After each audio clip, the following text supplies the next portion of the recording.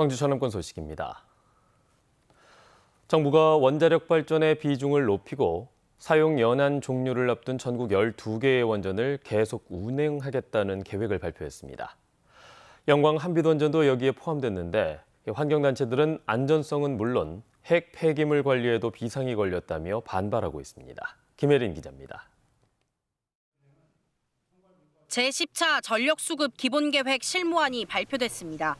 윤석열 정부가 처음으로 내놓은 전력 계획인데 앞으로 15년간 적용됩니다. 핵심은 원자력 발전 확대입니다. 2036년에 발생하는 최대 전력 수요를 감당하기 위해서 가동 중인 원전 12기를 2036년까지 계속 운전한다는 내용이 담겼습니다. 오는 2025년과 2026년 설계 수명이 끝나는 한빛 1, 2호기와 2034년과 2035년에 수명이 다하는 한빛 3, 4호기도 포함됐습니다. 한빛원전의 부실공사 의혹을 제기해온 지역 주민들은 크게 반발했습니다.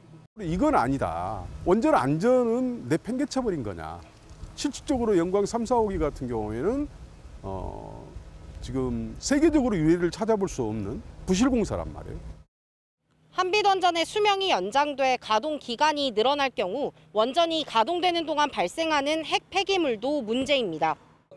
현재 한빛원전에 임시 보관된 핵 폐기물의 포화율은 74.9%로 2031년이면 포화율 100%가 넘을 것으로 보입니다. 문제는 이를 대체할 저장 시설이 없다는 겁니다. 원전 부지 안에 추가로 저장 시설을 짓거나 별도 부지를 마련해 건립을 추진해야 하는데 관련 특별법이 최근에서야 발의됐습니다. 법이 통과되더라도 주민들을 설득해 부지를 확보하는 문제, 또 수십 년이 걸리는 공사 기간을 감안하면 하루가 급합니다. 산업부는 관계부처 협의를 거쳐 이번 실무안에 대한 초안을 마련한 뒤 국회 보고와 공청회를 밟아 최종 확정할 계획입니다. KBS 뉴스 김혜린입니다. 가스피 살균제 참사 11주기를 맞아 목포 지역 대형단체가 해당 기업의 퇴출과 피해 조정안 동의를 촉구했습니다.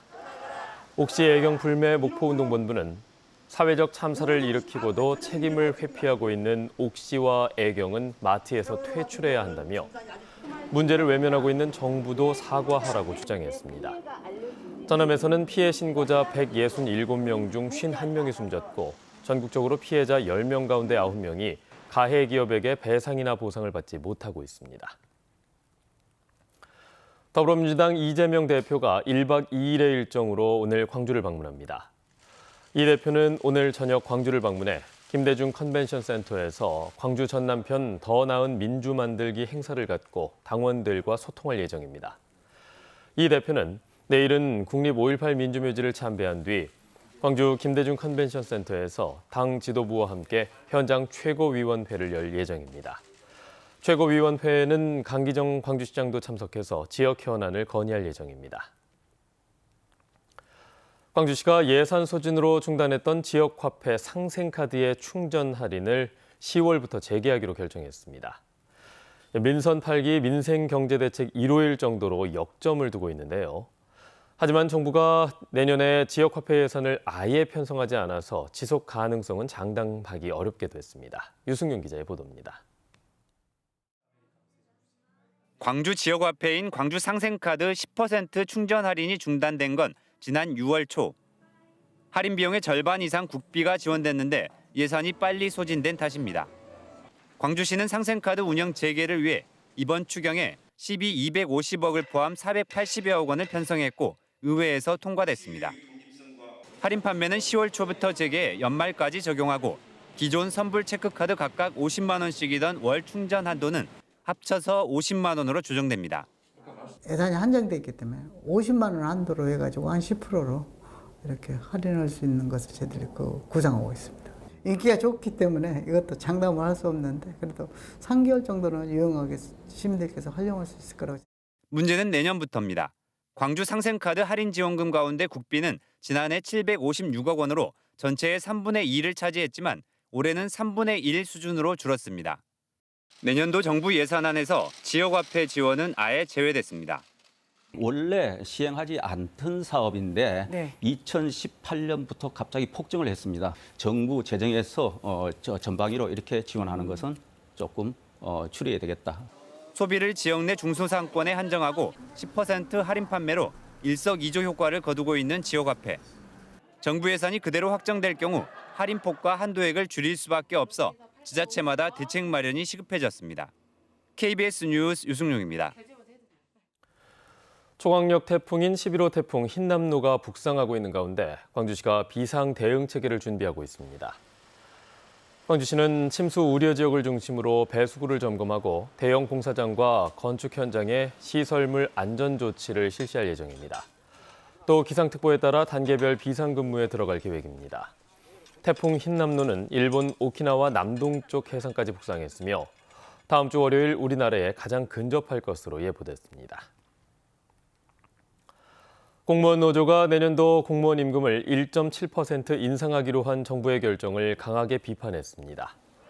전국 공무원 노조 광주 본부는 어제 국민의힘 광주시당 앞에서 기자회견을 열고 공무원 임금을 1.7% 인상하면 내년도 9급 1호봉 급여는 170여만 원으로 최저임금에도 미치지 못한다며 정부의 결정은 생존권을 외면한 처사라고 비판했습니다.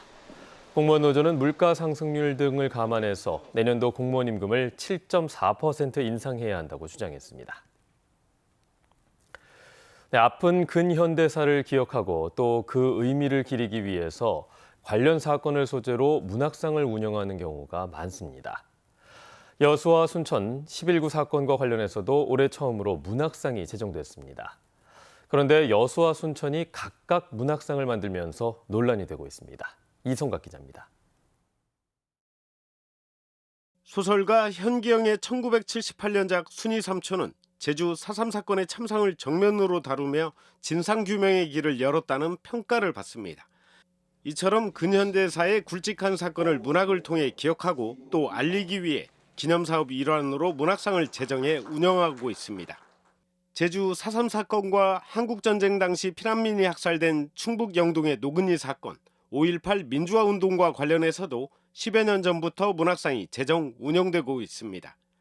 지난해 특별법 이후 여수 순천 11구 사건 관련해서도 올해 처음으로 문학상이 만들어졌습니다. 하지만 여수 따로, 순천 따로입니다. 순천의 여순 11구 문학상은 공모 마감 후 1차 심사 중이고 여수의 여순 11구 평화인권 문학상은 11월 초까지 작품을 공모합니다. 문학상의 취지도 같고 공모 부문도 시와 소설로 동일한데 인접한 두 도시에서 각각 공모에 나선 겁니다. 여순 사건을 둘러싸고 여수와 순천 두 지역 간 갈등으로 비춰질 가능성도 큽니다. 누군가 독점하듯이 또 서로 경쟁하듯이 하는 것은 바람직하지 않습니다. 시민들이 과연 바람직하다고 수용을 하겠습니까? 저는 그렇지 않을 것이다 보기 때문에 문학상의 재정 취지가 훼손되고 상의 권위도 떨어질 수 있다는 지적도 나옵니다. 상의 권위를 위해서라도 제각각 상을 수여하는 것은 의미가 퇴색하지 않을까 싶습니다. 특별법 통과로 진상규명에 첫 발을 뗀 여순 11구 사건. 현대사의 가장 아픈 역사를 두고 두 개의 문학상이라는 총극 같은 상황이 연출되고 있습니다. KBS 뉴스 이성각입니다. 전라남도가 추석을 앞두고 이용객이 많은 전통시장 46곳을 대상으로 집중 안전점검을 실시한다고 밝혔습니다. 민간 전문가와 유관기관, 관계 공무원 등이 함께 진행하는 이번 안전점검에서는 건축과 전기, 소방, 가스 분야 등을 집중적으로 살핍니다.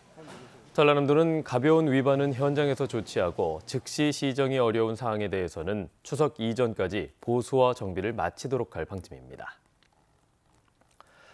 전라남도가 이른바 수원 새 모녀 사건 발생을 계기로 모든 공무원을 복지 상담요원으로 활용하는 복지 사각지대 제로화 대책을 마련했습니다.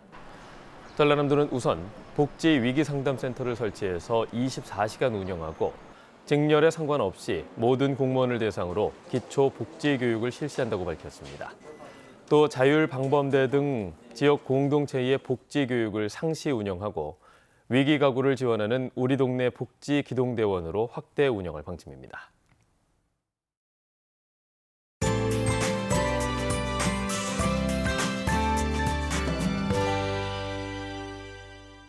9월의 첫날, 어제보다 더 선선하게 시작하고 있습니다.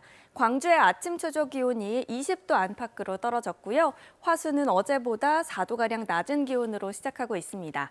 다만 낮 동안 내륙 지역은 28도 안팎으로 어제보다 1, 2도가량 높게 올라 일교차가 크게 벌어지니까요. 환절기 감기 조심하셔야겠습니다. 한편 초강력 태풍으로 발달한 제11호 태풍 흰남노는 현재 일본 오키나와 남서쪽 부근 해상에 위치해 있습니다. 점차 우리나라로 방향을 틀면서 다음 주 화요일쯤에는 서귀포 남쪽 해상까지 북상하겠습니다. 태풍의 간접 영향으로 오전에 남해안 지역부터 비도 시작되겠고요. 모레는 광주 전남 전 지역으로 확대되겠습니다. 모레까지 예상되는 비의 양은 광주 전남 지역에 10에서 60, 남해안 지역은 최대 100mm의 많은 비가 쏟아지겠습니다. 다음은 자세한 지역별 기온입니다. 아침 기온 어제보다 1에서 4도가량 낮게 시작하고 있고요. 한낮 기온은 담양과 나주 28도로 어제와 비슷하겠습니다. 여수의 낮 최고 기온 25도, 고흥 26도로 남해안 지역은 어제보다 선선하겠습니다. 목포의 낮 최고 기온 27도, 무안 28도, 장흥 27도에 머물겠고요. 신안을 비롯한 도서 지역은 25도에서 27도가 예상됩니다. 남해서부 원바다는 오전부터 바람이 강하게 불고 물결이 최고 4m로 높게 일겠습니다. 태풍의 영향으로 특히 남해안 지역에 많은 비가 예상되는 만큼 피해 없도록 조심하셔야겠습니다. 날씨였습니다. 뉴스를 마칩니다. 여러분 고맙습니다.